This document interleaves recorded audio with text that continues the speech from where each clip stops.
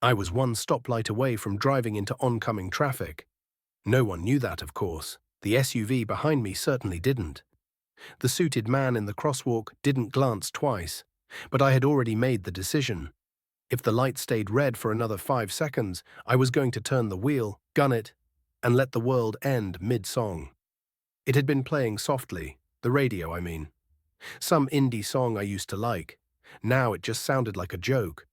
My savings were gone. My girlfriend was gone. My parents hadn't called in over a year. Every job interview ended in a shrug and a promise to be in touch. And I was so damn tired. 4 seconds. 3. 2. The light turned green. I sat frozen, foot still on the brake. That's when I saw it. A pale yellow envelope taped to the inside of my windshield. I hadn't noticed it before, swear to God, but it was there, fluttering faintly from the AC draft. In neat black script, "For when you're ready." I didn't remember putting it there, didn't remember anyone near my car, and yet something compelled me. Not curiosity, not hope, just a weird magnetic inevitability. Like it had been waiting. I pulled into the nearest parking lot and opened it. Inside was a single index card, handwritten. If you feel lost in your life, follow these 4 rules. Not all of them will make sense at first. But trust me, this will help. At midnight tonight, walk to the nearest intersection. You must not drive or be driven. You'll see someone waiting at the corner. Ask them, "Are you the one who called me?" Accept whatever they give you. Do not speak to the man in the green coat. When the song plays, close your eyes and follow the sound, no matter where it leads. M. There was no phone number, no return address, no explanation. I laughed, out loud, loud enough that someone walking by gave me a startled look. It was just too absurd, too on the nose. As if some prankster psychic knew I was teetering on the edge and decided to toss me a lifeline, one with a noose at the end. But I couldn't throw it away. I didn't believe in fate, or magic, or secret midnight rituals. But something about that envelope unnerved me more than anything I'd felt in weeks. And maybe that was the point. Maybe I didn't care if it was real. I just needed something. Anything. A reason not to accelerate into death. So that night, at exactly midnight, I put on a hoodie, stepped outside my apartment, and walked. The air was still and thick with humidity. My street was silent, too silent for a city suburb. No dogs barking, no distant engines. Just the soft crunch of my sneakers on gravel and the rustle of a few stubborn leaves. I turned the corner toward the nearest intersection. Nothing. Just a street lamp flickering overhead. Then I saw her, a young woman, mid-20s maybe, standing perfectly still at the corner. She wore a long grey coat and held something in her hands. Her hair obscured her face. I hesitated. This was insane, but I stepped closer anyway, heart pounding. "Are you the one who called me?" I asked. She didn't look up. She simply extended her hands, palms open, revealing a small black cassette tape. No label, just matte black plastic and a faint whiff of something musty, like old basements and rain-soaked wood. I took it. The moment I did, she turned and walked away without a word. I stood there like an idiot for several minutes, cassette in hand. I didn't even own a tape player. What the hell was I supposed to do with this?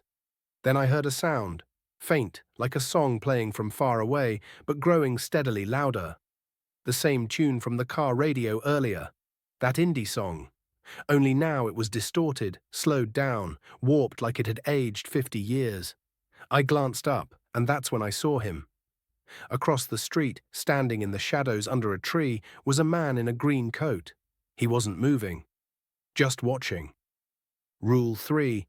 Do not speak to the man in the green coat. I turned around and walked fast, heart hammering, sweat cold on my spine. I didn't look back, not until I was 2 blocks away and safely inside my apartment. My phone was buzzing.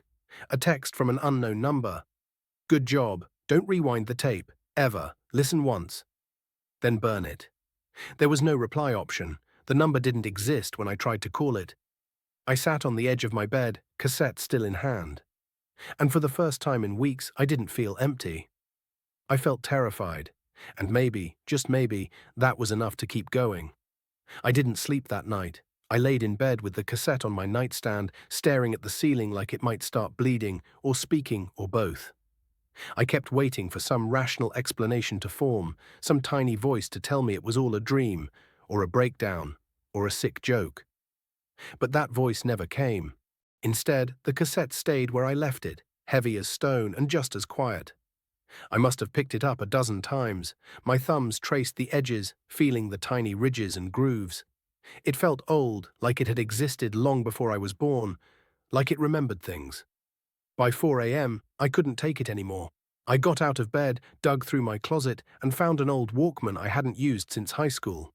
I hadn't thought it would work, but after slapping in some AA batteries from a remote, the little red light blinked on. The second I inserted the tape, the machine clicked. A mechanical shudder like it was waking up from a long sleep. I hesitated, then I pressed play. The sound hit me immediately, a low hum, deep, resonant. Not music exactly, more like a sustained vibration, like standing beside a massive engine buried under the earth. Then came the voices. Not singing, whispering. Dozens of voices, maybe hundreds, all murmuring at once, none of them intelligible. It was like trying to tune into a radio station while someone else kept changing the dial behind your back. I closed my eyes. And then, I saw something. I was in a hallway. It stretched endlessly forward, lined with dozens of doors, each one a different color, different size. Some were huge and ornate, others were just planks of nailed wood. They pulsed slightly, like they were breathing. The hallway stank like mildew and rot, but also something sweet. Like honey left in the sun, the whispers were louder here. I walked not by choice but by compulsion. I passed door after door, and each one seemed to whisper my name in different tones, mocking, pleading, cold. Then I reached the white door. Unlike the others, it wasn't pulsing. It was still, perfectly still. The voices fell silent. I knew deep in my bones I wasn't supposed to open it. Every instinct screamed at me to turn around, to wake up. But I reached for the knob anyway. The second my fingers brushed it, the entire hallway shuddered. Like a living thing recoiling, and I heard it again. The song. That warped, slowed-down version of the tune from my car radio. Only now it came from behind the white door. And then I was back, snapping upright in my bed, sweat pouring down my back, heart pounding like I'd just sprinted a marathon. The Walkman was on the floor, tape still spinning inside. I yanked it out and didn't think twice. I went into the kitchen, lit the stove, and burned the tape over the flame. It melted with a sharp, acrid hiss, curling into black plastic ribbons. The smell was foul, like burning hair. Once it was gone, I opened all the windows and sat on the couch, breathing hard. That wasn't a dream. I know what dreams feel like. This was something else, something inserted. A memory that didn't belong to me. Or maybe one that did, from some version of me that never lived. And I couldn't shake one thought. What would have happened if I'd opened that door? The next day, things changed. It was subtle at first. My phone buzzed at 9:13 a.m. with a notification, interview confirmed, noon today, Arlington Tower. I hadn't applied for anything in weeks. The company name was unfamiliar. Elgin Systems. Tech, maybe. The address was real. Google confirmed it, but I couldn't find a website, no Glassdoor reviews, nothing. Still, I had nothing else to do. So I went. The building was massive, 20 stories of glass and steel, but the lobby was empty. No receptionist, just a man in a janitor's uniform mopping the floor. He didn't look at me. I took the elevator to the 14th floor. The door opened to a single hallway with white walls and fluorescent lights. At the end stood a woman in a grey suit. "You made good time," she said. "Right on schedule." I blinked. "Sorry, who?" She handed me a manila envelope. "No interview. Just this. You already passed." Then she turned and walked away down the stairs without another word. Inside the envelope were two things. A Polaroid photo of me, taken from behind. I was walking down my street at night, the timestamp read midnight, and a note. "You're doing well, but the second rule has changed. New rule 2. If your photo is ever returned to you, you must burn it before dawn." The man in the green coat may return. Do not acknowledge him, even if he speaks your name. No signature, no tape this time. I went home and burned the photo in the sink. My fingers trembled as the flames took it. Around 3 a.m., someone knocked on my door. 3 slow knocks, then silence. I peeked through the peephole. Nothing. But when I looked again, there was a figure at the edge of the hallway, just standing there, a green coat. He didn't move, just stood, staring at my door. I closed the peephole and backed away. I didn't sleep that night either. When the sun came up, he was gone. But a new envelope had been slipped under the door. No name, just one word in blocky red ink. Ready? The envelope sat at my feet for a long time. I didn't want to touch it. The word ready pulsed in my vision like it had been carved into the air itself, thick, smeared red ink that looked too heavy for paper. The kind of ink that felt wet, even when dry. I picked it up. There was no seal, no name, just the word. Inside, the envelope contained another note and a small black plastic coin. No logo, no markings, but smooth and cool to the touch, almost like obsidian. The note read, "Your progress is noted. The third step is ready. Take the coin to a mirror after sunset. Place it flat against the glass. Ask your reflection, 'Who am I to you?' Do not look away until it answers. You may only attempt this once. Failure to follow the rules will result in permanent confusion." That last part made me laugh. Permanent confusion, as if I wasn't already there. But it didn't feel like a joke. None of this did. By the time the sun dipped below the skyline, I had every mirror in my apartment covered. Every reflective surface except the bathroom mirror. I figured if things went sideways, I'd prefer to be within reach of running water. I waited until full darkness. Then I turned off every light, lit a single candle, and stood in front of the mirror. The black coin sat in my palm like a weight that didn't want to be held. I pressed it flat against the glass. It stuck there, didn't fall, didn't slide. My reflection flickered, just once, as if the mirror skipped a frame. I swallowed, then said, "Who am I to you?" At first, nothing happened. My reflection stared back, same haunted eyes, same messy hair, same expression of someone who had been unraveling for weeks. Then it smiled. I didn't, but my reflection did. A slow, deliberate curling of the lips, and then it spoke. "You're the version that stayed." I couldn't move. "What? What does that mean?" I whispered. The reflection tilted its head. "You don't remember the fork, do you?" I shook my head. "There was a choice once," it said, voice slightly out of sync with its lips. "You made the one that led here, the others moved on. Got happy. Found love, some died young. But you wandered." Its grin widened. "You stayed lost." The room grew colder. My breath fogged the glass. I didn't blink. "You should have opened the white door," the reflection added. And with that, the coin fell from the glass and clattered into the sink. The mirror returned to normal. My heart was jackhammering in my chest. I turned on the faucet and splashed water on my face, half expecting my reflection to grab my arm or mimic something I wasn't doing. But no, it just looked like me again. Tired, pale. But me. I didn't sleep that night. I sat on the floor until sunrise, gripping the coin, wondering how many other versions of me were out there, wandering different paths, opening different doors. Some thriving, others not.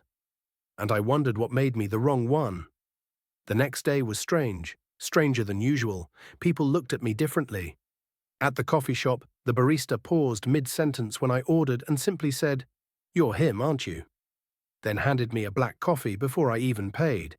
At the park, a dog barked and backed away from me. And on the train home, I caught my reflection in the window, and it wasn't synced with my movements. It blinked late.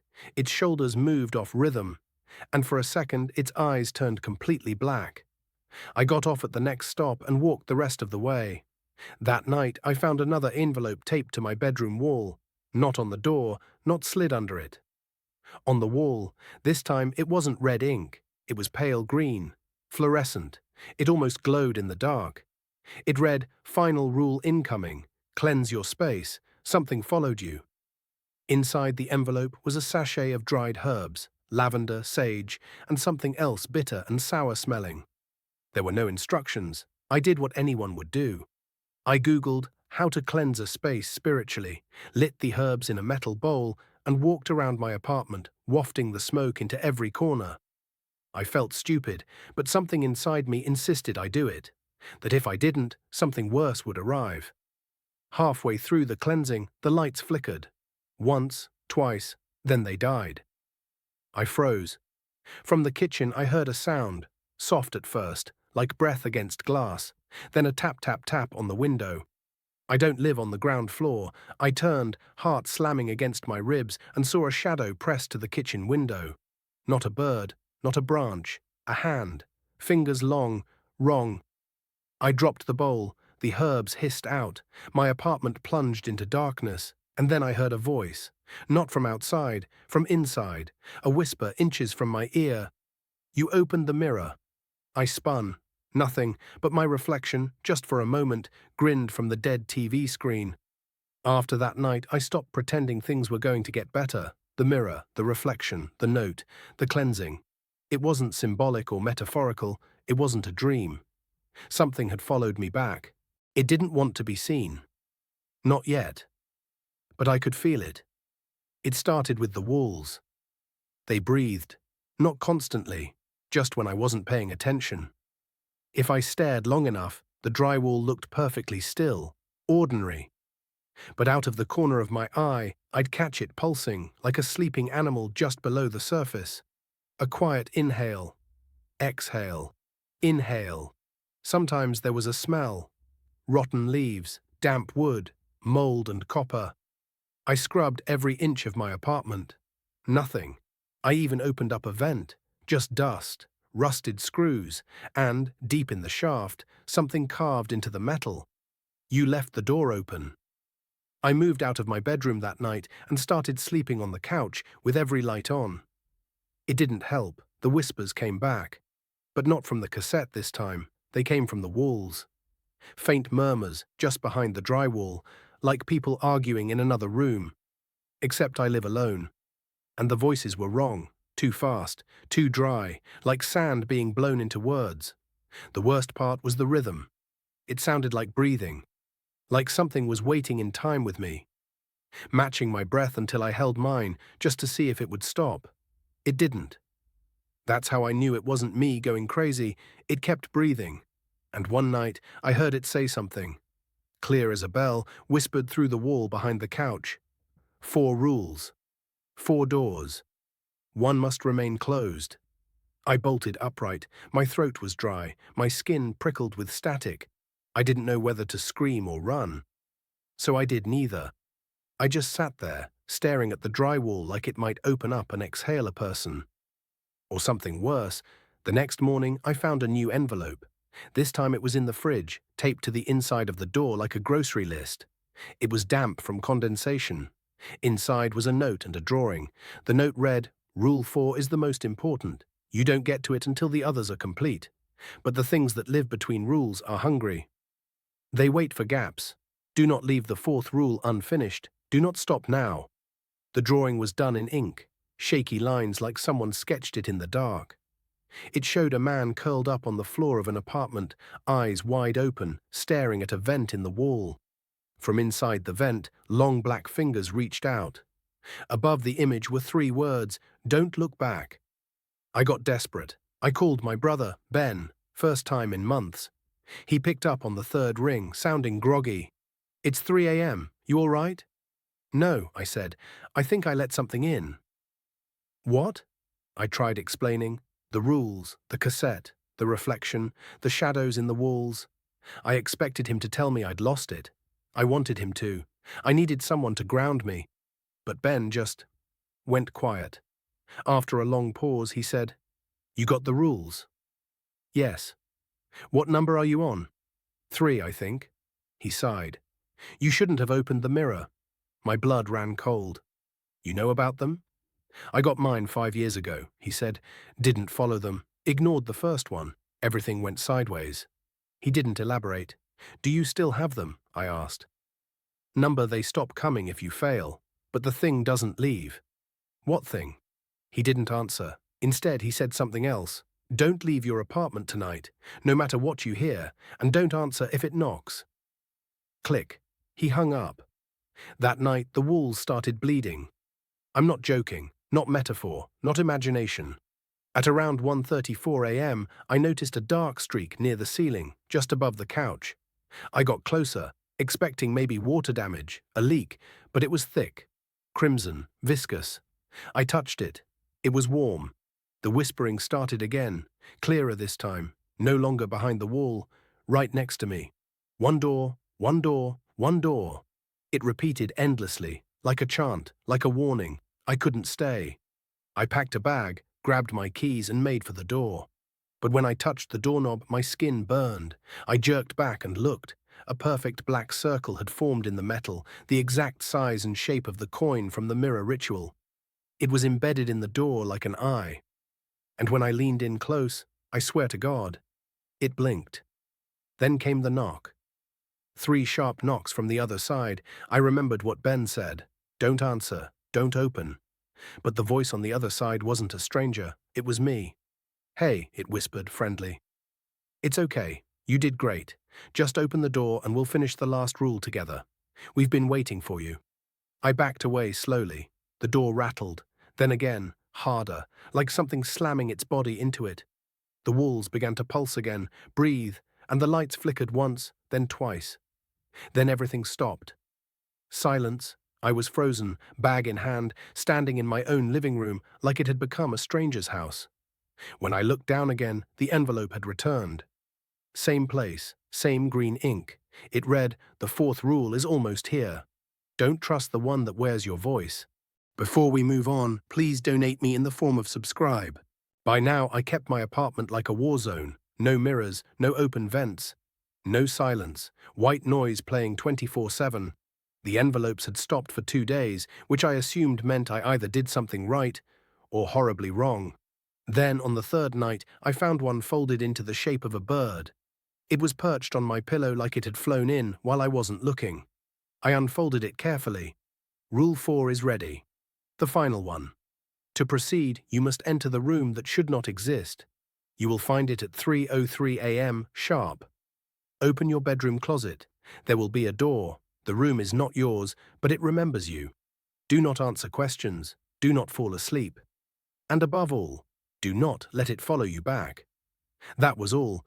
No good luck, no instructions on how to leave. Just a cold warning. Like always. I stood in front of my bedroom closet at 3:02 a.m. with a baseball bat in one hand and the black coin in the other.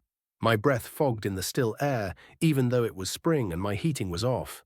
When the digital clock ticked over to 3:03, I opened the closet door. And there it was. A wooden door that hadn't been there the day before, wedged into the back of my closet where coats used to hang. It was ancient, oak, splintering at the hinges, covered in gouges and symbols that pulsed faintly in the dark. I don't know how long I stood there, but eventually the doorknob began to turn on its own. That snapped me out of it. I grabbed the knob and flung the door open. Behind it was a hallway. Not a room.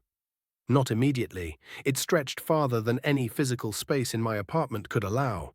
A narrow, crooked corridor lit by yellow bulbs that buzzed like dying insects. The walls were mismatched, peeling wallpaper, concrete, tile, like the inside of 1,000 forgotten buildings mashed into one. I stepped inside. The door closed behind me. The sound it made didn't echo. No sound did. I walked for what felt like 20 minutes. The hallway twisted unnaturally, sometimes narrowing so tightly I had to turn sideways to pass. Other times, it ballooned open into vast chambers with no ceilings. Just black sky above and static crawling along the stars. Eventually, I found the room. It looked like a child's bedroom, not mine, but eerily familiar. Faded pink wallpaper, wooden floors, a small bed with animal print sheets, a rocking horse in the corner. Dust floated through the air like it had never been disturbed. On the far wall, there was a window. Outside, nothing but static snow, like an old television with no signal. I stepped inside, the door closed behind me again. That time I heard the click of a lock. Then came the voice, small, curious, from under the bed. "Are you here to play?" I didn't answer. The voice shifted. "I remember you. You used to live here, didn't you?" Still, I said nothing. A shape moved under the bed, slowly, deliberately. The rocking horse creaked once, then began to sway on its own. The thing under the bed giggled. "You're being rude," it whispered. "Answer my question." I stared at the door. No knob, just flat wood. "You broke the rules," it said, more sullen now. "You're not supposed to ignore me." The lights dimmed. The wallpaper began to peel itself off the wall in long strips, revealing what looked like black veins pulsing beneath the surface. I clutched the coin tighter in my palm. "I want to remember you," the voice hissed. "Won't you help me remember what we were?" I backed toward the door, but then its voice changed. It sounded like my mother. "You left me behind," it said, "all alone. I waited for you." I felt my knees buckle. It wasn't her, couldn't be. But something about the tone, the guilt, it grabbed me by the throat. "Why didn't you come back?" I closed my eyes, whispered, "You're not real." The thing under the bed laughed, a dry, old sound, not a child's giggle anymore. "Neither are you." Suddenly, something slammed into the walls. From inside them, fists, claws, faces. The air filled with groaning, screaming, whispers in languages I don't know. The bed levitated off the ground for a moment, then slammed back down. I ran to the door and slammed my palm against it. The coin in my hand burned hot. I placed it to the wood, and just like the mirror, it stuck. A seam split down the middle of the door. It opened like a mouth, not a door, a mouth. And from it came a voice I recognized instantly. Mine. "Found you," it said. "We can finish now." I turned and ran back into the hallway, the child's room collapsing behind me. Walls cracking, the sky falling inward, shadows chasing at my heels like fingers made of smoke. The hallway warped as I ran, twisting, spinning. I screamed. Then I fell, straight down into nothing. When I hit the floor, I was back in my apartment, on the couch. The door to my closet closed like it had never been opened. I checked the time. 3 a.m. Only 1 minute had passed. But in my hand, I still held the coin. Only now it had changed. There was a face on it, mine, eyes closed, mouth sewn shut, and next to it a new envelope. This one was red again. It read, "The 4 rules are complete. You are now eligible for exit, but it will come to you disguised as something you trust. If you choose wrong, you stay." The next day, I didn't leave my apartment. Couldn't. Not because I was scared, which I was, but because something was watching me from the hallway mirror. The one next to the front door. The one I'd smashed a week ago. It wasn't broken anymore. The glass was whole, pristine, as if it had never been touched. And in the reflection, I was standing there, but I wasn't. My reflection wasn't copying me. It was delayed, always a few seconds behind, like a video buffering out of sync. And sometimes, when I looked away, it would smile. Even when I wasn't. It felt like a game of chicken. Which one of us would blink first? I finally threw a blanket over the mirror, but I knew that didn't fix anything. I'd finished the 4 rules, whatever that meant. But the final note, the red one, didn't say what came next. It only said exit was on its way, disguised, as something I trust, and if I chose wrong, I'd stay. Stay where? This place, this apartment that was no longer mine, this reality that bent around rules like a house built sideways? I didn't know. But that night I heard a knock. Not on the door this time. From inside the mirror. 3 soft taps. I didn't move. Then a voice, my voice, came from the other side of the glass, muffled and distant, like it was submerged underwater. "Hey, it's okay," it said. "You did good. I'm here to help." I took a step back. The blanket slowly slid down from the top of the mirror. I hadn't touched it. The fabric just peeled away, like fingers were pulling it down. And now the reflection matched me. 1 to 1, perfectly. No delay, no lag. Just me, standing there, mimicking my every move. Until it didn't. I turned to walk away. The reflection stayed still. That's when I saw its eyes. Black pits. No irises, just empty sockets leaking dark smoke. It smiled, wide and crooked, and pressed one hand against the other side of the glass. Its lips moved, but no sound came out. I lip-read the words, Let me out. I ran. I spent the next day in a cheap motel on the edge of town. Didn't pack anything, just left. When I checked in, I asked the front desk clerk if anything weird had happened here lately. She laughed and said, besides the guy last week who tried to check in without a face. She was joking. Right? I didn't laugh. I locked the motel door with every bolt, blocked the windows with the dresser, turned on every light. And still, I didn't sleep. Instead, I pulled out all the envelopes I'd saved, all 5 of them, including the red one. I laid them out on the bed, trying to find something I missed. They all had similar handwriting, green ink, sharp edges, the kind of script that looks like it was written by someone who used to be human but forgot how letters work. Then I noticed something. Each envelope had a faint watermark, only visible under the bedside lamp. A circle, divided into 4 segments. A compass. Number A wheel. And one segment was missing, like a slice cut out of a pie. The final rule wasn't the end, it was just 1/4 of something bigger. That's when the TV turned on by itself. White static, then a voice. Mine. Hello? I turned slowly toward the screen. The static coalesced into a blurry image, me sitting on the edge of the motel bed just like I was. The me on the TV looked up at the camera. I know what you're thinking, he said. You think this is over. That you followed the rules, and you're safe. But that's not how this works. The TV glitched, flickered. You've completed the trial, the fake me continued. Now comes the decision. What decision? I whispered aloud. The TV answered. You've seen too much, opened too many doors. There's only one way out. The image changed. Now the screen showed 2 doors, one red, one white. Above them, writing appeared, choose the door that knows your name.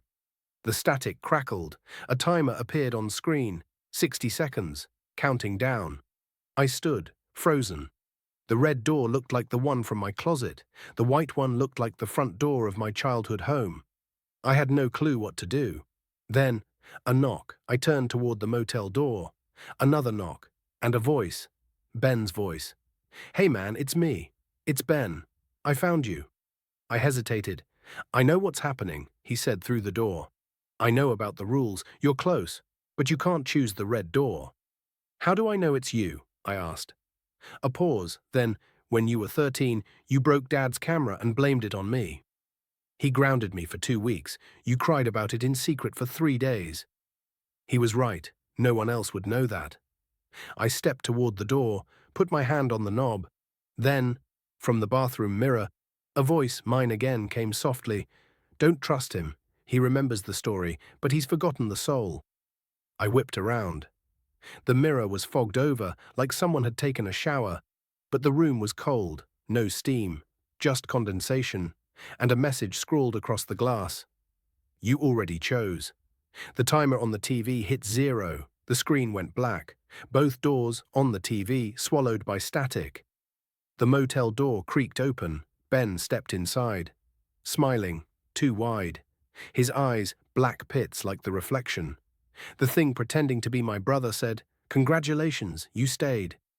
I didn't scream when he stepped into the motel room. I couldn't. My body wouldn't listen. My brain was too busy unraveling. The thing that looked like Ben, my brother, stood in the doorway, smiling like it had won something. And maybe it had. You've been doing so well, it said, walking casually inside like it had done it 1,000 times.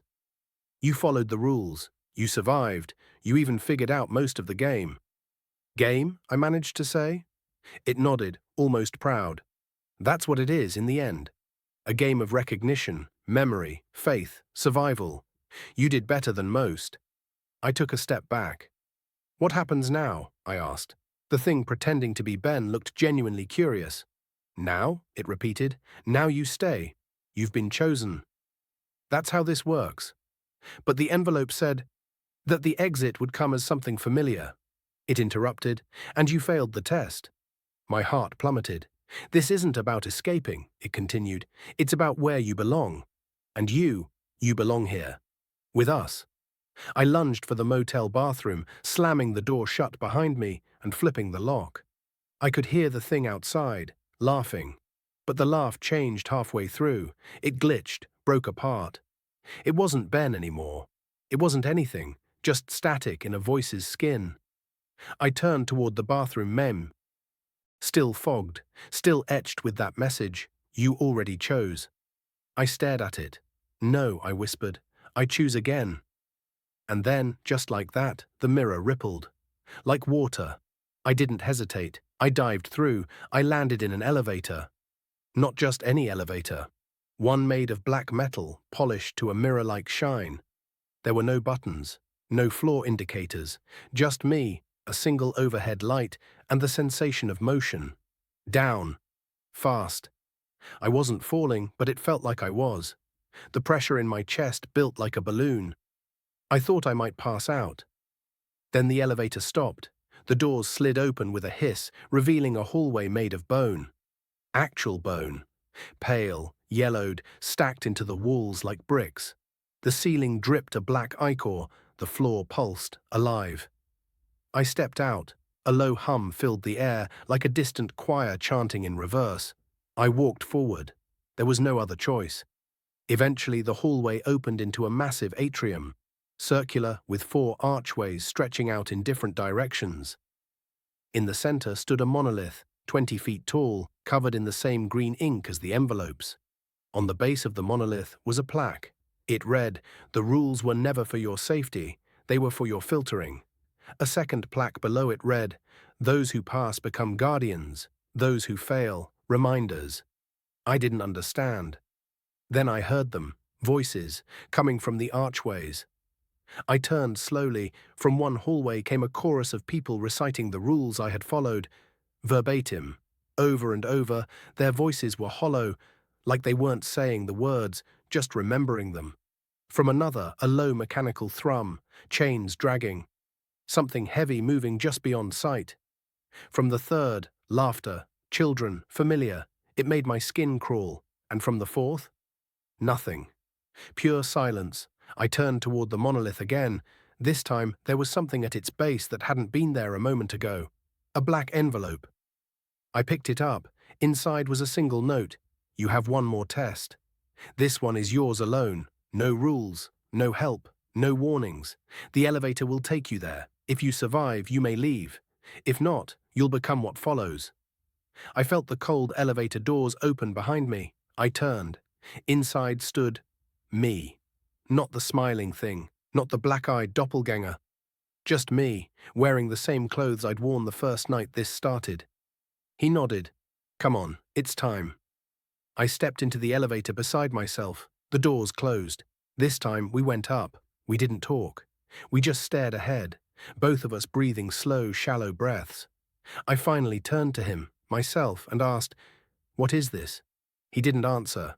Instead, he looked up. "It's here." The elevator dinged. The doors opened. We stepped into a replica of my childhood home, down to the scuffed hardwood floors, the photo of Mom in the hallway, the smell of oatmeal and pine cleaner. I walked slowly. My double disappeared behind me. Everything was perfect. Too perfect. And at the end of the hallway, someone sat on the couch. My mother. She looked just like I remembered. Smiling, warm, holding a cup of tea in both hands. I fell to my knees.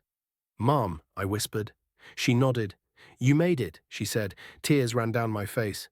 "You're real." She nodded again, "In the ways that matter." I crawled forward, desperate to hold her, to be held, but then her eyes changed. Not black, not empty, just wrong. Her pupils rotated like spirals. Her smile grew too wide. Her voice deepened. "You passed the final test," she said, rising from the couch. The world flickered around me, once, then twice. My childhood home melted away. In its place, a control room, like something from a spaceship, glowing with screens showing lives, faces, realities, and in the center a pedestal, with one thing on it, an envelope. Silver. I stepped toward it, opened it. Inside, one sentence. "Welcome to the other side. Now you must decide who takes your place." The control room pulsed with quiet energy. Dozens, maybe hundreds, of monitors lined the curved walls, each one flickering between scenes. People pacing in dark rooms, opening strange letters, watching static-filled televisions. Some were crying, others were screaming. All of them were alone, just like I had been. The silver envelope trembled in my hands. Welcome to the other side. Now you must decide who takes your place. There was no sender, no signature, just that one line printed in the same unsettling green ink. It felt like a joke, but the kind of joke that ends in blood. I looked up. On one of the monitors, I saw a teenager curled into a ball in a damp basement, clutching a flashlight and muttering to himself. On another, a woman stared blankly into a fogged bathroom mirror, her lips silently repeating a phrase over and over. And on a third screen, one I couldn't stop staring at, was me. Not right now. A memory. A moment. It was me 3 days ago, standing at my apartment door, holding the first rule envelope with trembling fingers. Before we move on, please donate me in the form of subscribe. I reached out, almost instinctively, and touched the screen. It blinked, shifted. Now it showed someone else. A man I didn't recognize, middle-aged, thin, sitting in a cubicle, crying softly into his hands while his monitor flashed with a message. Follow the 4 rules, do not look outside. I stumbled back. My head throbbed, my chest felt tight. What did they mean? I must decide who takes my place. I turned around, scanning the room for a way out. Anything besides more decisions, more impossible tests. But there was only one door, a large one, metal, bolted. As I approached, I saw a keypad on the side. It was labeled, "Choose a name." Then leave. Below it, an input field blinked expectantly. A keyboard emerged from the pedestal with the envelope, mechanical and cold. It felt like a courtroom and an execution chamber all in one. So that was the test. To leave, someone else had to enter. Someone else would be chosen. I would be safe, but only if I handed this nightmare to another person. A real one. A name. It didn't give me a list. Didn't provide options. Just waited. It wanted me to decide. Would I type in a stranger's name? An enemy's? Someone who wronged me? Or maybe a random person from the street?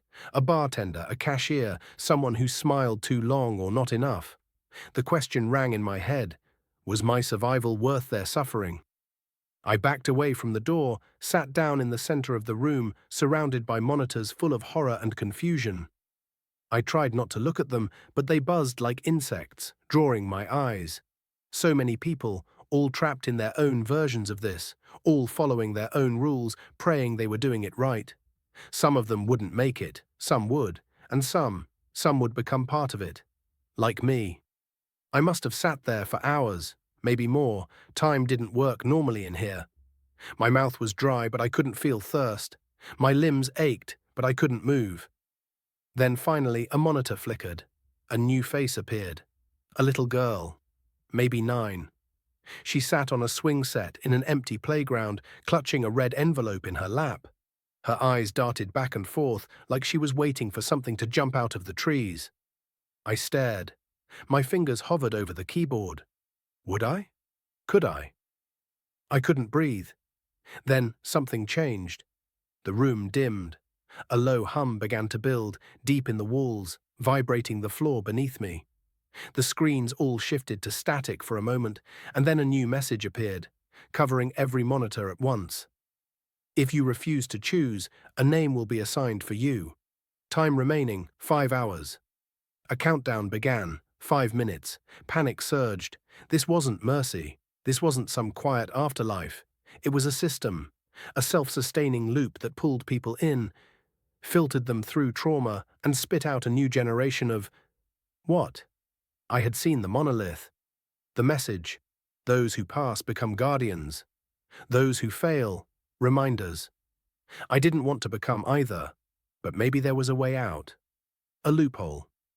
I stood and faced the screen, showing my past self. The version of me that had just received the first envelope. The beginning of this all. I moved to the keyboard, typed my own name, full name accepted, transfer in progress. The room began to shake, the screens flickered, glitching through images, the monolith, the mirror, the black-eyed reflection, the blood-slick rules pinned to drywall. The air burned like ozone. Something was coming. The final message appeared on every screen. The system thanks you for your sacrifice. And then, darkness. When I woke, I was standing outside my apartment. The sky was grey, cars passed, people walked. Everything looked normal. I touched my face. I was here, alive, real. Had it worked? I looked down. In my hand was a red envelope. Inside, you refused the door. Now you guard the hallway. My reflection smiled in the glass of the apartment window. Not me, the other me, the one I left behind. My apartment was wrong. It looked the same on the outside, same door, same dent in the mailbox, same flickering hallway light. But as soon as I crossed the threshold, the air thickened. It smelled like old paper, like dust and wet soil. My phone didn't work. My clock blinked 3:03 a.m., even though it was still broad daylight outside. And worst of all, the hallway leading to my bedroom was longer, much longer. I took a step toward it.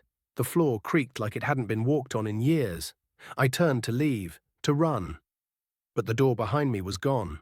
Not closed. Gone. Just a blank wall where it used to be. I backed away from it, heart racing. A deep hum vibrated from the hallway. Faint at first, then rising, louder and lower until I felt it in my teeth. And then the lights went out. Not gradually, instantly. Pitch black. Something moved in the darkness ahead.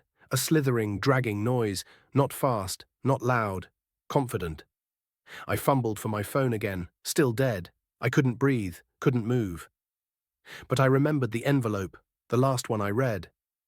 This was it. This was the hallway, and something was coming down it. I pressed my back to the wall, groping around until my fingers found a switch.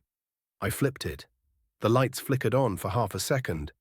Just long enough to see the hallway now extended far beyond any architectural logic. Dozens, hundreds of doors lined the corridor. Some were metal, some wood, some seemed alive, pulsing with veins or covered in barnacles or feathers. Each had a number, each had a slot beside it for an envelope, and something else walked the hallway. Not a monster, not quite. It was tall, almost hitting the ceiling. Its limbs were too long, its head was smooth, featureless, and it dragged a heavy sack behind it that clanked and gurgled like it held something both alive and metallic. It didn't notice me, or if it did, it didn't care. It stopped at door 307, pulled an envelope from its sack, slid it into the slot, then moved on. I stood, frozen, until it disappeared down the corridor. The lights went out again. When they came back on, I was holding an envelope of my own. Green ink, black paper. I didn't open it, I just stared at it. Terrified of what I might find, but curiosity always wins. Inside was a single card, smooth, cold, blank on one side. On the other, you must deliver the message. If the wrong person opens the wrong door, their world will collapse. The hallway is not linear. Use the light only when necessary, never speak to the watcher, never open a door unless instructed. There were no more instructions, no map, no voice telling me what to do. Just the hallway, the doors, the humming silence. I pocketed the card and walked forward, past the door where the creature had delivered the envelope. I counted steps, counted doorways. Every 13th door seemed different, slightly off, tilted, warped. I stopped at one. Door 413. There was no envelope in its slot, but there were scratches across its wood, like someone had tried to claw their way out. I leaned closer. There was whispering behind it. I couldn't understand the words, but it sounded like someone saying the same phrase again and again, voice trembling, desperate. I pressed my ear against it. I followed the rules, it said. I followed the rules. I followed the rules. Then silence. A click. The doorknob began to turn from the inside. I jumped back. Whatever was behind it stopped.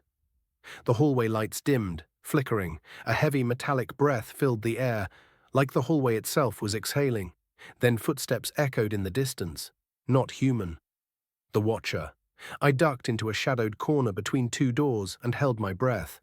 It walked slowly, dragging its sack, the soles of its feet slapping wetly against the floor. As it passed, I saw its head turn, just slightly, toward me. But it didn't stop, didn't speak, just kept walking. After it passed, I collapsed onto the ground. My limbs shook, my vision blurred. I felt like I'd swallowed a mouthful of static. Then I noticed something new. My envelope had changed. Now the front bore a name, Cara M, and a room number, 512. I stood, forced myself to move. I passed door 413 again. The doorknob had returned to its original position. The scratches were gone. I didn't look back. At door 512, I saw the slot was empty. I slid the envelope inside. As soon as I did, the door vibrated. The air around it warped. A voice whispered from behind it, "Thank you." And then a crack echoed through the hallway, like a massive bone snapping in two. The door split down the middle, opened. Inside was a field. Sunlight, birds, a world. I couldn't explain it because it didn't fit. It was like looking through a window into another plane of existence, a peaceful one. A woman stepped out from it. Her face was calm, sad but calm. She looked at me and said, "You were the one who delivered mine, weren't you?" I nodded, not understanding. "You helped me leave," she said. Then she dissolved, not into dust, into letters, words, sentences. They rose like smoke and vanished into the ceiling. The door closed. I stood alone. The hallway sighed again, and at my feet, a new envelope appeared. This time it was black. Inside, "You are doing well, but there are cracks forming. Soon you'll see what lies beneath the rules. Your next delivery is your most important. No name, no number. Just this. If the door cries, do not knock. If it bleeds, do not speak. If it opens on its own, run." I looked ahead. The hallway stretched on forever. And somewhere, far away, one of the doors began to cry. The hallway was silent again. That was the first thing I noticed. The lights flickered back on, slowly, like they were recovering from a shock. But there was a deep, heavy silence that settled over the corridor, thick as smoke. No hum, no whispers, not even the faintest shuffle of feet. And then I heard it. A door at the far end of the hallway began to cry. At first it was soft, just a slight sound like something delicate weeping in the dark. But then it grew, louder, more desperate. A thin, high-pitched sound that gnawed at the edges of my mind, pulling me toward it. I froze. The instructions in the black envelope flooded my mind. If the door cries, do not knock. If it bleeds, do not speak. If it opens on its own, run. I took a step forward. The instinct to help was powerful, almost irresistible. The crying grew louder. It was anguished, hollow, like something reaching out for a savior it knew would never come. But I couldn't move any closer. I couldn't. The voice from behind me was almost a whisper, but I heard it clearly in the sudden, suffocating quiet. "Do not open that door." It was the same voice I had heard before. The one that had once spoken to me through the static, warning me. The one that had warned me about the rules. I spun around. Standing there in the hallway, just past the corner, was the Watcher. It was closer than I had ever seen it. Its sack dragged behind it, a low scraping sound like metal against stone. Its head swiveled towards me, eyes shining black like oil, like pits that could swallow everything I had ever been. Its limbs stretched unnaturally long, twisting at strange angles, joints bending in ways that didn't make sense. It didn't move, didn't speak, it just watched. The door kept crying. The pitch of its sorrow seemed to be tearing at the walls, reverberating through the entire hallway. My heart thudded in my chest. I thought of the envelope in my pocket. The rules, the instructions. Should I open it? Should I help? Number I couldn't. Not after what happened with the woman at door 512. No more. The hallway stretched out before me. So many doors, so many possible outcomes. But I had to follow the rules. I had to keep walking, or I might end up like the others. I looked down at my hands. The envelope trembled there, burning cold to the touch. The door continued crying. I had to make a choice. I turned to the Watcher. "What happens if I open it?" It didn't respond. Its black eyes stared straight through me, like it didn't care. Like it was waiting. I clenched my fists around the envelope. What if it wanted me to choose? The crying door, the instructions, the Watcher, all of it was a test. The rules weren't meant to be followed blindly. They were meant to break you. I could feel the weight of the decision, the pressure. But then, something shifted. The floor beneath my feet groaned, the walls pulsed, the air itself seemed to take on a strange vibration, like everything in the hallway was holding its breath. The crying door stopped. In its place, the whispering started. The whispering that had once come from the cracked door, the one that had begged for release. It was now low and constant, rising in volume as it repeated the same message over and over. You were not supposed to choose. Now you will break. It was the same voice I had heard when I opened door 512. The same words from the woman who had thanked me before vanishing into letters. Something was wrong. The hallway around me seemed to warp. The doors shifted, twisting and bending as if they were alive, reacting to the space around them. The walls pressed in tighter, the corridor narrowing, until I was standing in a single point of light, surrounded by a darkness so complete it swallowed every thought. I closed my eyes, trying to think, trying to remember what the instructions had said. But all I could hear was the hum, like a heartbeat that had forgotten how to stop. I opened my eyes again. The watcher was gone. In its place was a door.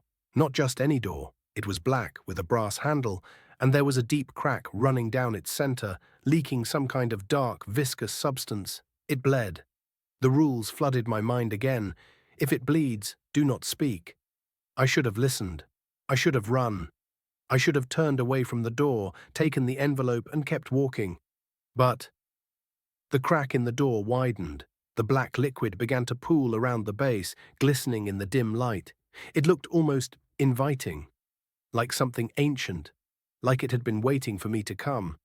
The whispering came again. You are not meant to escape. Not here. Not now. I reached out. The handle was warm. The door creaked open, inch by inch, its hinges groaning in protest. And then, a voice. Low. Raspy. I'm sorry. It rasped. I stumbled back. The voice had come from inside the door. It had come from the other side. The hallway was gone. The walls dissolved, replaced by a void that stretched forever. And I stood in the middle of it, alone, except for the shape that now stood in front of me. A woman. Her face was obscured by a mask, but her eyes were visible. They were the same deep black, the same as the watchers. And they stared at me with such deep, empty sorrow that I almost wanted to step forward. But the rules, the voice, the warning. I stood frozen. The woman raised her hand, and in her palm was an envelope. She didn't speak, but her eyes never left mine. And I knew. I had to make a choice. I was out of time. I took a step back. The woman's mask seemed to blur the edges of her face, making her features shift and ripple like a reflection in disturbed water. I couldn't focus on her fully, and that made her presence feel even more threatening. Her eyes, those black pits, pulled me in, drawing me like a magnet, and I felt an unfamiliar pressure building in my chest. I needed to breathe, but the air had turned thick, almost gelatinous, as if I were wading through something far heavier than the normal weight of the world. The woman held out the envelope. Her fingers were thin and delicate, and the way they curled around the edges of the paper made it seem like the envelope itself was a fragile thing, fragile in a way I couldn't understand. She didn't speak. Her gaze never wavered. It was as though she was waiting for me to do something, waiting for me to make the first move. A voice inside me screamed to run, to ignore her, to close the door, and never look back. But the rules. I had followed them this far, hadn't I? I'd been trapped in this hallway long enough to understand the weight of the choices I made.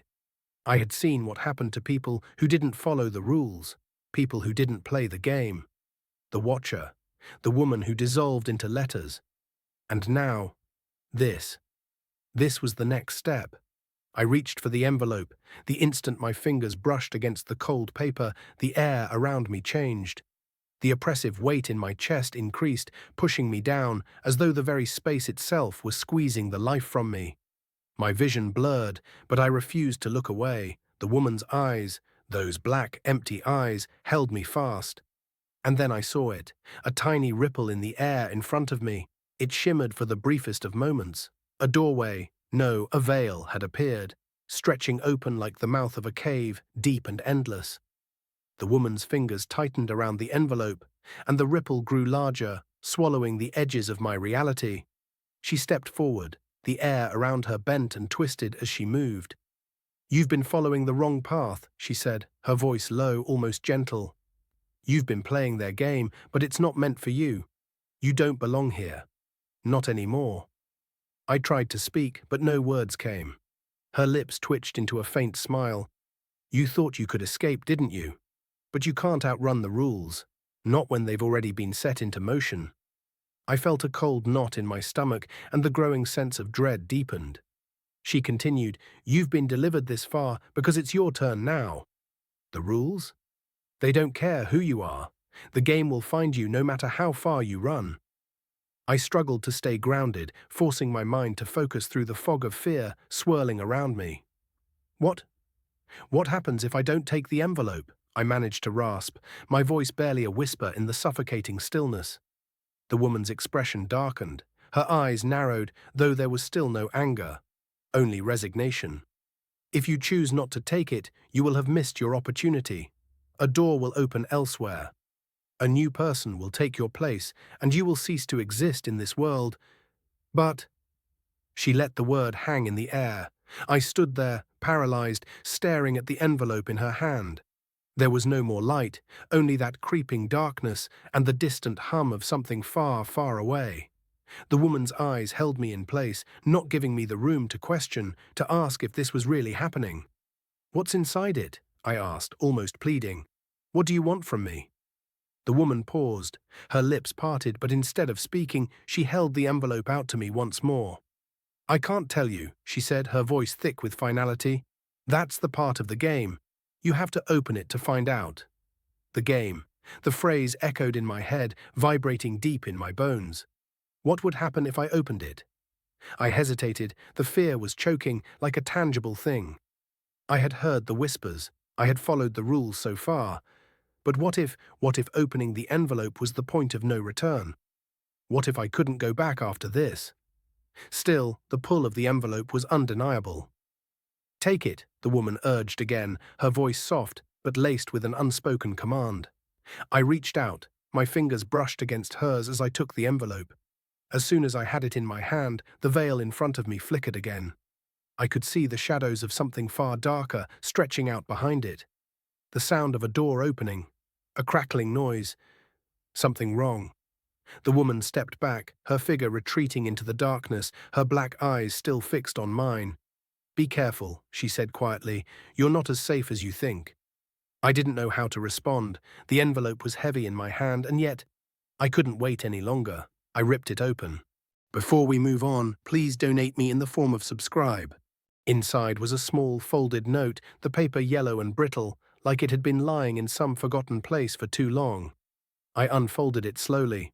The message was written in ink so dark it seemed to have bled into the paper, staining it. Rule 5. If you find yourself standing on the edge of a choice and you cannot see the path before you, know this.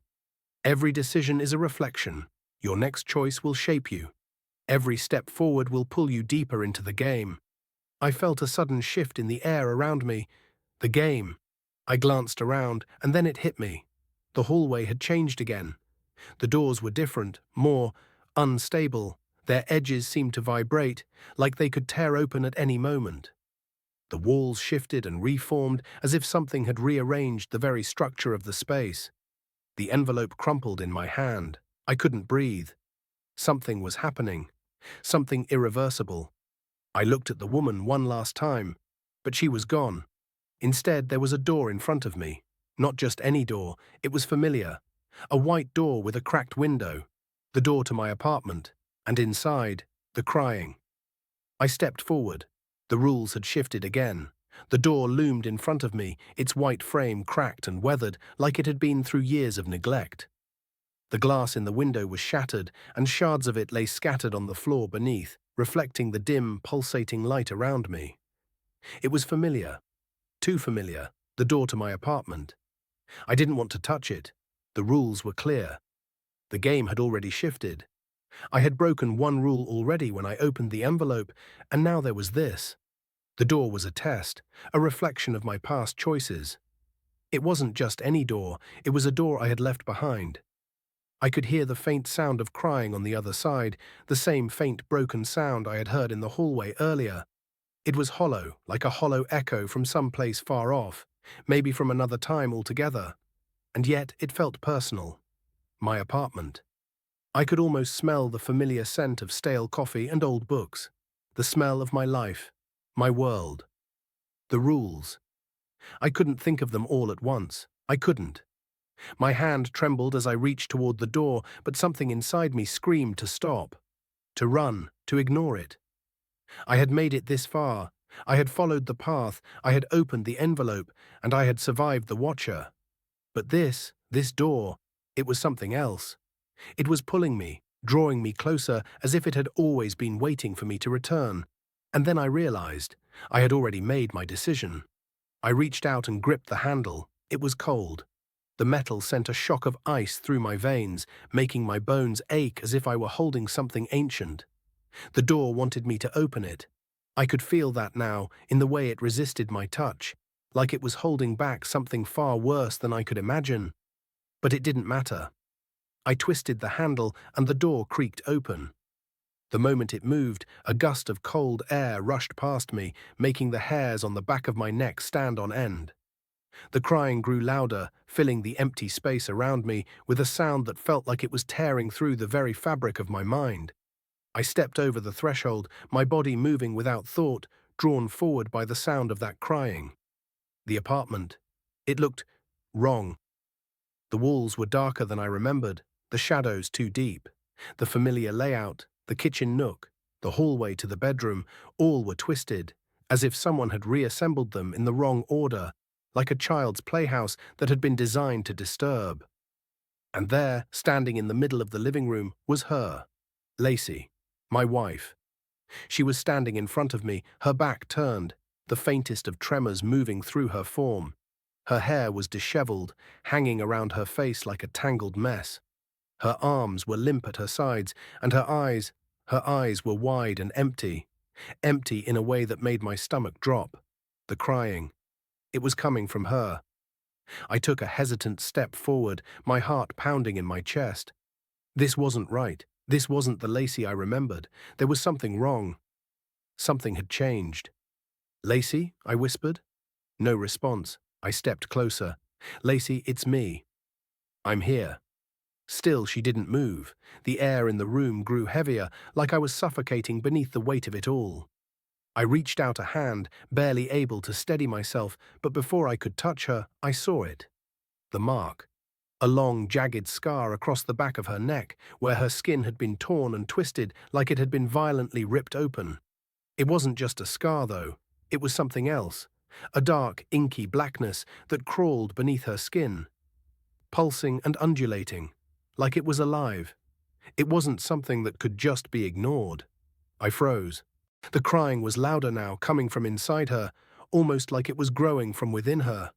I backed away instinctively, but it was too late. She turned, her eyes, black, empty, a hollow, soulless void staring out from her face like she wasn't even there anymore.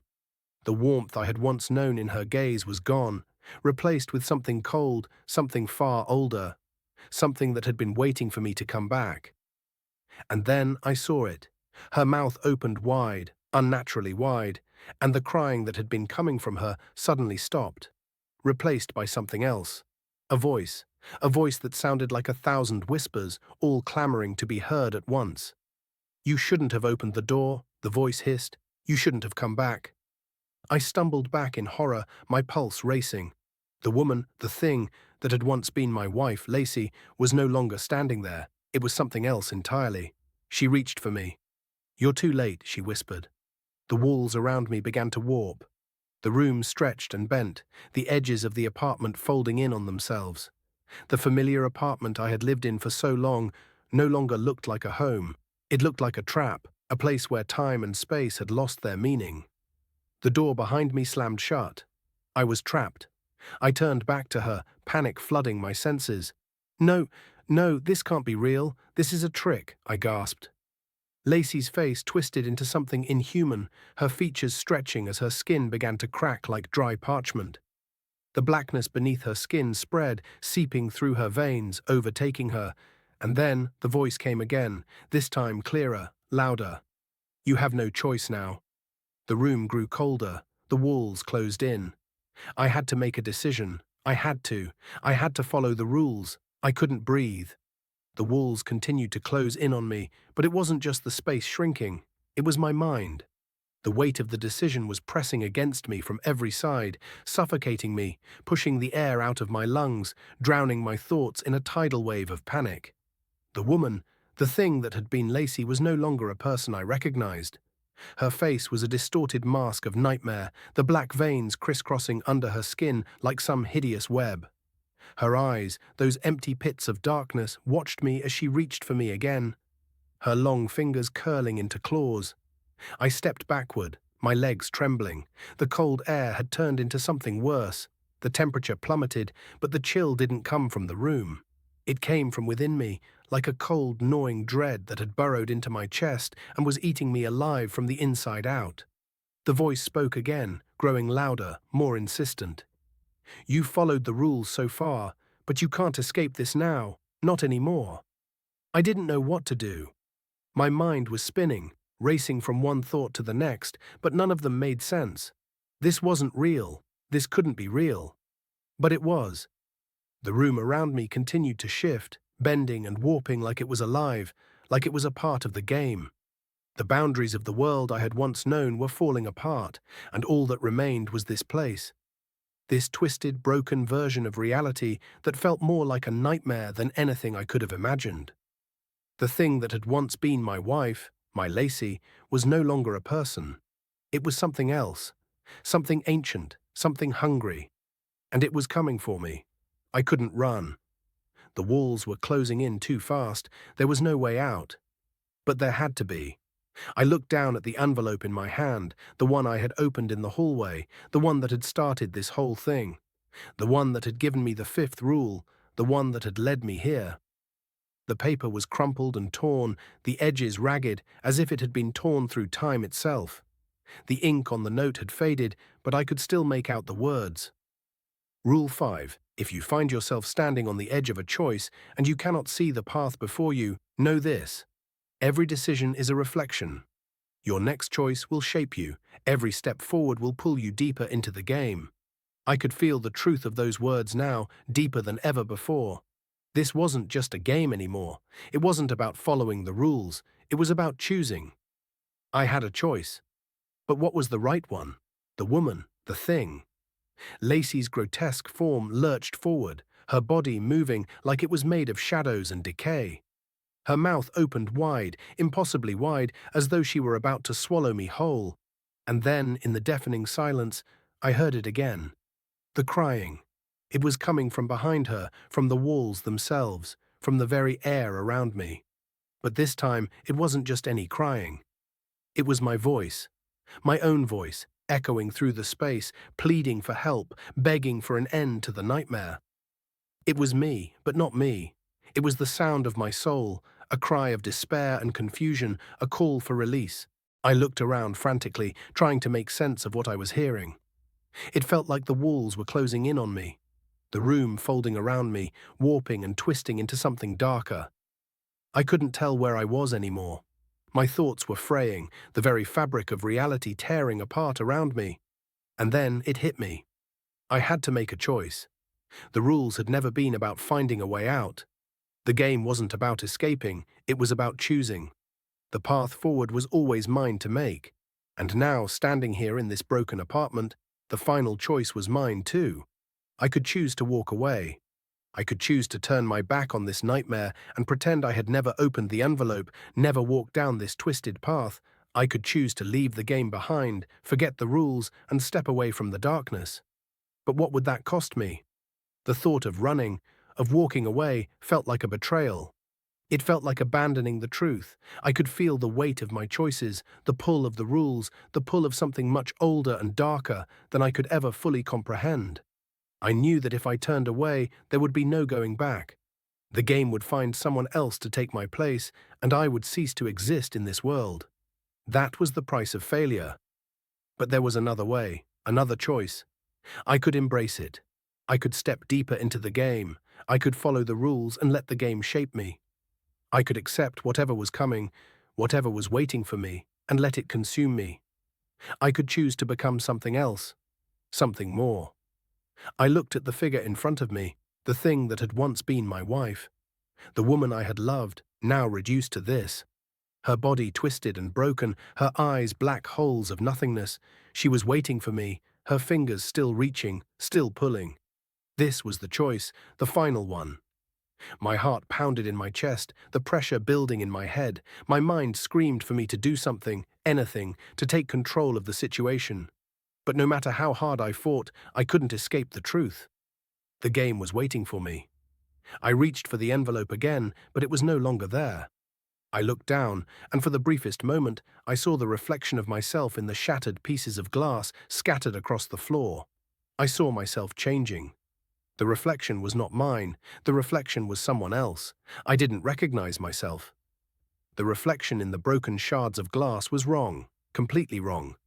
It wasn't just the way I looked, it was everything about it. The person staring back at me wasn't someone I knew. His eyes were hollow, his skin pale, almost translucent, as if the life had been drained from him. The expression on his face was one of acceptance, not fear, not desperation, but quiet, almost serene resignation. I recoiled, stumbling backward as I tried to make sense of what I was seeing. The air felt thick, suffocating, like the space around me had grown heavier, pressing down on me. The walls were still shifting, warping, and the faint sound of my voice crying out echoed louder in my ears. I could still hear it, my own voice, like a ghost trapped inside this place, this nightmare, and yet I couldn't quite understand what it meant. It was like a part of me had already stepped out of this world. "What am I becoming?" I whispered, my voice breaking. The thing that had been Lacey moved closer, its eyes locked on mine, as if it could feel the pull, feel the change, feel the game wrapping its fingers around me, squeezing tighter. The sound of its footsteps was like a death knell, slow and deliberate, dragging its form closer. I couldn't look away from the reflection, my reflection, on the floor. It was as if it had become a part of me, a part of whatever was happening. I had to make a decision. I could feel it now. The truth had settled over me like a weight I could no longer escape. There was no way out of this. There hadn't been for a long time. The rules, the choices, I had followed them, step by step. Each action, each move had pulled me deeper into the web. The rules weren't just something to follow, they were something that shaped who I was, what I was becoming. The reflection, it was me, but it wasn't. The person staring back at me was someone different, someone who had already made the choice, someone who had already crossed the line. I could feel it now. The change was happening. It was inevitable. The reflection began to smile. It wasn't a warm smile, not a comforting one, but something cold, distant, as if the person in the glass knew exactly what was happening to me and was pleased by it. "You're becoming part of the game now," it whispered, though the reflection's lips didn't move. The voice came from within my mind, and yet it was louder than anything I had ever heard. It was the voice of the game, the voice of whatever dark force had been watching me this whole time. The choice is already made. I didn't know how to respond. I didn't know what to do. My body was frozen, my mind stuck in the same loop, the same desperate cycle of thoughts that kept spiraling inward. The thing, Lacey, was closer now, right behind me, her fingers reaching out to touch me. I could feel the cold of her presence, like an ice-cold wind brushing against my skin. "You can't turn back," the voice in my mind continued. "The rules have already shaped you. You're not the same person anymore. You never were." The ground beneath my feet began to tremble, the room shaking as the walls seemed to breathe, expanding and contracting, like they were alive. The light around me flickered, as if the very energy of the space was being drained away. The shadows grew longer, darker, as if they were trying to consume me whole. I could feel my body slipping away, my identity cracking, like a mirror shattering into 1,000 pieces. The reflection was becoming real. The version of me that had accepted the rules, that had stepped into the game, was taking over. My hands shook. I looked down at them, my own hands, and they seemed foreign, distant, like they belonged to someone else. My fingers twitched as if they had a mind of their own. You were always destined for this, the voice in my mind whispered, almost soothing now. The rules have always known who you would be. I wanted to scream. I wanted to claw at my face, tear at the skin that didn't feel like mine. But I couldn't move. I couldn't even breathe properly. The thing, Lacey, was standing in front of me now, so close I could feel her cold breath on my face. Her mouth was open again, impossibly wide, the darkness inside her throat pulling at me like a black hole. And the voice, was getting louder, rising in pitch until it felt like it was vibrating in my skull. You chose to play, it hissed, and now you will become part of the game. The game will consume you, and there will be no escape. There never was. I could feel it now, the final change. I could feel the game pulling me deeper. The room seemed to collapse inward, everything twisting into a vortex of shadow. The walls folded like pages in a book, and I was being drawn into the center, spiraling down, down, down into the void. The thing that had been Lacey was gone, swallowed by the darkness. The crying stopped. The reflection was gone, but I knew it would always be there, lingering in the back of my mind. There was no going back. This was it. I had crossed the line. I had chosen. I had played the game, and now I was no longer a player. I was a part of it. I had never felt so empty. The world around me, if it could even still be called a world, had turned into a blurred, formless void. It was as if I had crossed a threshold, and now nothing existed except me and the weight of the choices I had made. The game wasn't just a thing I played anymore, it was part of me, running through my veins like a dark poison, twisting my very essence. I could feel it inside, gnawing at my insides, turning everything I thought I knew into nothing. And the worst part? I couldn't remember the last time I had been myself. The room had dissolved entirely. All that remained was the suffocating void, a place between places, a limbo. The floor beneath my feet seemed to vanish into infinity, and the air around me felt like it was constantly shifting, alive, pulling at me with unseen hands. I was weightless, adrift in an endless nothingness, my senses overwhelmed by the strange sensations that filled the emptiness. There was no sky, no ground, no walls. It was as though I had been swallowed by some ancient, incomprehensible force that had no boundaries, no rules. I wasn't alone, though. That was the one thing I knew for sure. I could hear them. Soft whispers filled the space, carried on the windless currents. At first, it was impossible to make out what they were saying, but the longer I listened, the clearer it became. The voices weren't like any I had heard before. They weren't human voices, or at least not anymore. They were the voices of things long forgotten, things that had been here before the game, before the world even existed. Their tones were cold, distant, yet oddly familiar. And somewhere in the distance, a faint echo of a song drifted toward me. It was a melody I knew, a tune I had heard before, but I couldn't place where or when. It was unsettling, as though the song was wrapped in layers of time, pulling at the very fabric of reality with each note. It echoed in my mind, replaying over and over until it became all I could think about. Is this what they wanted me to become? My mind raced, trying to grasp some sort of meaning, some reason for why I was here, in this limbo, surrounded by the whispers and the song. But no answers came. It felt like I was in a dream, a nightmare that was both distant and suffocating at the same time. Before we move on, please donate me in the form of subscribe. The game had stripped everything away, leaving me a shell of a person, adrift in this place between worlds. But then there was movement, a shift in the air, a sudden distortion that sent a chill through my already cold bones. It was subtle at first, but it quickly grew stronger. Shapes began to form in the distance, shadowy figures, indistinct and fleeting, but there was no mistaking the feeling they gave me. They were watching me, observing me, waiting for something. I tried to move, but my body felt like it wasn't entirely mine anymore. It was as if I was both a part of the game and separate from it, existing in this twisted version of myself that was constantly shifting.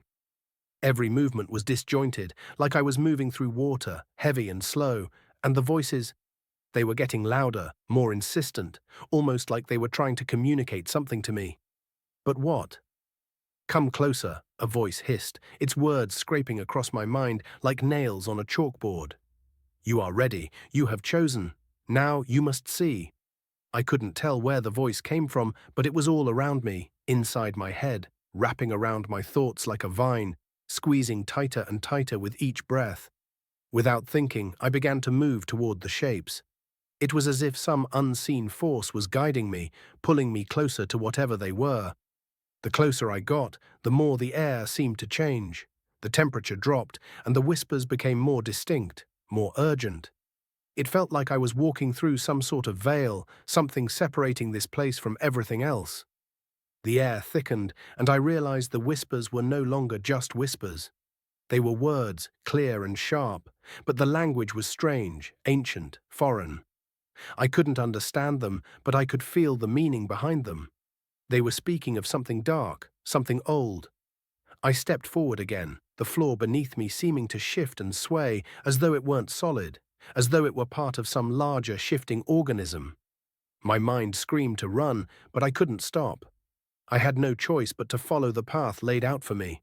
I had already chosen. The game had already claimed me.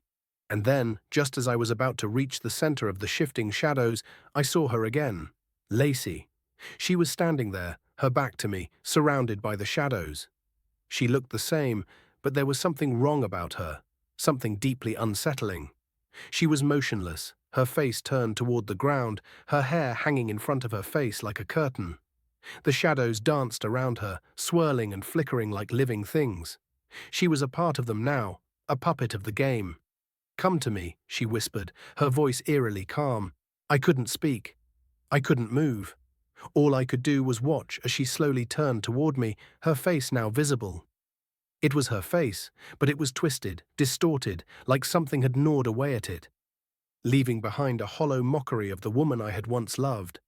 Her eyes, those black pits of emptiness, locked onto mine, and for a moment I felt like I was falling into them, losing myself in the darkness. But then something shifted. I heard it again, the song. The melody was louder now, more insistent, weaving its way into my thoughts, consuming everything. The whispers, the shadows, the distorted version of Lacey. They all faded into the background as the song took over, wrapping itself around my soul like a noose. I was no longer in control of my body. The game had me, and there was no escape. Lacey reached out to me, her fingers long and jagged, her hand cold as ice. I had a choice. I knew I did. But what was the right choice? I took a step forward. The moment my foot touched the ground, the world shifted again. The song wrapped tighter around me, each note a knot tightening in my chest. It felt like the very air around me was alive, vibrating with energy, alive with the pulsing rhythm of the game. Everything I had been before, everything that had made me who I was, faded into the background like a distant memory. I was nothing but the song now, nothing but the game. The void stretched on in every direction, dark and endless, like an ocean that swallowed up everything. And yet I kept walking toward her. Lacey's outstretched hand hovered just inches from mine, her fingers trembling slightly as if she were waiting for me to take it. The shadows around her twisted, reaching for me, pulling at the edges of my consciousness. I could hear the whispers more clearly now, their voices layered with meaning I couldn't comprehend. They were telling me something, urging me to make the choice. And yet, I wasn't sure what the choice was anymore. Was it to take her hand? Was it to follow her, to allow myself to become one with the darkness? Was it to embrace the game, to accept whatever twisted fate it had in store for me? I felt a sharp pull in my chest, a pang of something. Guilt? Fear? Regret? But it was quickly drowned out by the weight of the song, by the unrelenting grip of the game. My mind fought against it, but my body was already moving on its own. I was a puppet, and the strings had already been pulled. Lacey's eyes, those hollow black eyes, stared at me, waiting. Her face was still contorted, like a cracked mask, but her lips curled into a smile. It wasn't the smile of someone who had found peace. It was the smile of someone who had been consumed, someone who had already made the decision and now had nothing left but the remnants of herself. The game had taken her just as it was taking me. The whispers grew louder, as if they were urging me to make my choice. "You know what must be done." This is your fate. The game never ends. You are already part of it. You always have been. The words crashed into my mind like waves, each one pushing me closer to the edge. I could feel the weight of their meaning, their finality. There was no escape from the game. There never had been. Every step I had taken, every decision I had made had led me here. This was it. This was the end game. And yet, there was still a part of me, some small, fading flicker of myself, that wanted to turn away, wanted to run, wanted to scream. But it was too late. Lacey's hand finally touched mine, and when it did, the world around me shattered. The ground beneath me split open like the surface of a frozen lake, revealing an abyss that seemed to stretch down forever. The darkness below was infinite, consuming, and I felt myself being pulled toward it. The shadows wrapped around me, choking the air from my lungs, dragging me deeper into the void. I tried to scream, but no sound escaped. The song, the whispers, the darkness, they all melded into one, a cacophony of twisted voices and sharp, jagged music that gnawed at my sanity. The pain was excruciating, a deep ache in my chest that spread outward, tearing at the very fabric of my being. I couldn't breathe, couldn't think. All I could feel was the pull, the sinking sensation that dragged me deeper and deeper. And yet there was no escape. Lacey's face was the last thing I saw before the darkness consumed everything. I don't know how long I was in the void. Time didn't exist here, not in the way it did in the world I had known. There was no sense of past or future, only an endless now, an eternity of waiting. It felt like I was suspended in nothingness, trapped in the space between breaths, between moments. I was neither here nor there. I wasn't alive, but I wasn't dead either. I was just waiting. The song had stopped. The whispers had ceased. The only thing left was silence, an oppressive, suffocating silence that pressed down on me from all sides. I had no sense of self anymore, no body, no mind. I was just awareness, adrift in the vast, empty sea of nothing. But then something shifted. A voice. It wasn't the whispers or the song, but something different, something familiar. "You thought you could escape," it said, its tone amused, cold. "You thought you could outrun the game. But you were wrong." The voice resonated inside my skull, its words reverberating through the empty space. It was a voice I recognized, but I couldn't place it. "You're not the first," the voice continued. "Others have tried before you. They thought they could play, that they could win. But in the end, they all fall into the same trap. You have no choice. No one does. Not anymore." The darkness around me began to shift again, like the walls of a tunnel closing in, pulling me toward something. The edges of reality started to flicker, like a film reel stuttering, and I could feel the pull again. The pull to the surface, to the place where the game had begun. But something else tugged at me too. A fleeting image, a distant memory, one I hadn't thought of in a long time. It was Lacey's face, her smile, before everything had gone wrong. The thought of her made my chest tighten. Was it too late? I couldn't tell where I was anymore. The void around me shifted, twisting and stretching as though it were alive, writhing beneath me like some great cosmic serpent. I felt a sensation deep in my chest, a heavy weight, as though something unseen was pressing in on me from all sides. It was suffocating. My mind, what little of it remained, was splintered, caught between fragments of memories and strange half-formed thoughts. The world, the game, it was all blending into something I couldn't comprehend. But amidst the chaos, there was one thing that stood out. A mirror. It had appeared seemingly out of nowhere, hanging in the air, suspended in space like a door to another world. The frame was ornate, dark wood carved with strange symbols and patterns that seemed to shift when I looked too closely. The glass itself was unnaturally smooth, reflecting not just the void around me, but something deeper, something hidden. I felt a strange pull toward it. The game had never let me stop.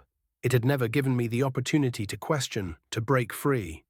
Every step I had taken had been controlled, directed, manipulated, until I had become a marionette in its twisted performance.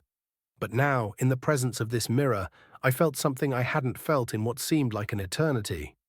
Choice. I stepped forward, my body moving of its own accord, the pull of the mirror stronger than any resistance I could muster.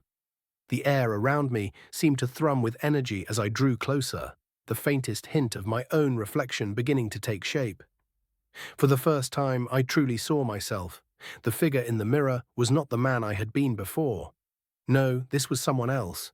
The man in the glass was hollow, his eyes dark and sunken, the skin stretched tight over his bones. There was an eerie emptiness to his gaze, as though he were both looking at me and through me at the same time. The reflection was me, but it was not. "You've come far," a voice whispered from behind me, cold and distant, but unmistakable. I turned. The darkness had shifted again, and standing in the shadows, her form barely visible, was Lacey. But she wasn't the Lacey I had known. She was something else, something darker, something more twisted. Her face was obscured, hidden beneath a veil of shadows, but her presence was undeniable. Her figure was almost spectral, flickering in and out of focus as though she were fading in and out of existence. I could feel her eyes on me, even though I couldn't see them, and the pull I felt earlier, the one that had drawn me toward the mirror, was now pulling me toward her. "Why are you still fighting it?" she asked, her voice distant but sharp. "The game has already claimed you. It's too late for anything else. You can't escape it." I took a step back, suddenly aware of the weight of her words. The voice in the mirror echoed in my mind, merging with her words, pulling them together like strings in a web. "It's not too late," I said, my voice trembling, barely recognizing it as my own. "I don't want this. I didn't ask for this." But Lacey's form only laughed, a hollow, echoing sound that bounced off the walls of the void, reverberating inside my skull. "You never asked for it," she replied, "but you've played by the rules all along. You always have.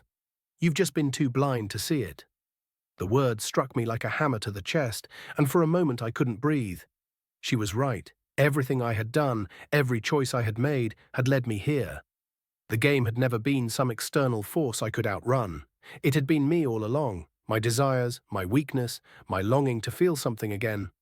The game had played on that, molding me into its perfect participant, and I had never been anything more than a pawn. I turned back to the mirror, my reflection now more defined, more solid. I saw the darkness in my eyes, the emptiness that had grown within me over time. I saw the man I had become, the one who had chosen to step into the game, to accept the rules, to let them consume him. I saw the man who had believed, deep down, that there could be an escape, someone who had tried to outsmart the game, tried to break free from its grip. But there was no escaping it. The reflection in the mirror smiled, an eerie, twisted grin that sent a chill down my spine, and then, for the first time, I understood. This wasn't just about Lacey or the choices I had made, it was about me. It was about everything I had become, everything I had ever been. The game had always been about reflection. It wasn't about winning or losing. It was about the choices we made and the consequences we couldn't escape. The game had already been played, and I had lost. "You're not the first to believe you could outrun it," Lacey's voice whispered again, almost lovingly, like a lullaby. "And you won't be the last." My heart began to pound in my chest as I looked at the mirror one last time. The reflection was no longer my own, but something else, something that wore my face, wore my body, but was not me. I was fading, becoming part of the game, and as my reflection twisted into a grotesque, distorted version of myself, I realized with a sickening certainty there would be no escape. Not for me, not for anyone. The darkness consumed me. The darkness swallowed me whole, its cold grip suffocating every last ounce of resistance I had left. I no longer knew where I ended and where the void began. The song had returned, but it was no longer a distant hum. It was inside my head now, reverberating with each thudding beat of my heart. It echoed in the space between my thoughts, drowning out all other sounds, until there was nothing left but its relentless rhythm. I was no longer myself, not in the way I had once understood. I had been erased, rewritten, and turned into something new, something that belonged to the game. The rules had changed me, twisted me into something unrecognizable. The man who had been desperate to escape was gone. All that remained was the echo of his desire, fading away in the endless dark. But there was still something inside me, a last flicker of defiance, a sliver of something that refused to be consumed entirely. I don't know how long I wandered in that darkness. Days, years. Time had no meaning here. The only thing that existed was the song and the game and the pull of the void that seemed to stretch on forever. Yet amidst all of that, something else began to surface. A feeling, a sensation, like a faint memory pressing against the walls of my mind. I wasn't alone. The whispers returned, soft at first, but growing louder with each passing moment. They were no longer the cryptic voices that had tormented me before, no longer the cryptic riddles or the cryptic warnings. These voices were different. There was a sense of recognition in them, a sense of familiarity. "You're not lost," a voice whispered, so close it felt as though it were inside my head. "Not anymore." I blinked, the world around me warping as the darkness seemed to ripple, almost as if something were breaking through it. There was no way to explain it. The feeling was so sudden, so jarring, that it felt like a crack in the very fabric of the universe itself. The shadows stretched and pulled, gathering in a new shape. And then, standing before me, was her. Lacey. Not the twisted, corrupted figure I had seen before, but her. The woman I had loved, the woman who had once been my wife. Her features were soft, her eyes clear, and her lips curved into a gentle, familiar smile. She stood there, bathed in light that seemed to pour out of the very darkness around her. A beam of radiance, pure and warm, cutting through the void. "Lacey?" My voice cracked as I spoke her name, disbelief mingling with a shred of hope I hadn't known I still had. She nodded slowly, the smile never leaving her face. "You've made it this far. You've played the game, but it's not over. Not yet." I wanted to reach out, to run to her, to hold her and pull her close, but something stopped me. A deep, aching realization settled in the pit of my stomach. Something was wrong. "What is this?" I asked, voice trembling. "What's happening? Why are you here?" She stepped closer, and with each step, the light around her grew brighter. "I'm here because you still have a choice." The words hit me like a punch to the gut. A choice? After everything? How could there still be a choice? How could there be any hope left when the game had already consumed me, when it had already taken everything I had? "There's no way out," I muttered, defeated. "I've already lost." Lacey's expression softened, her eyes filled with a sorrow I couldn't comprehend. "You haven't lost. Not yet.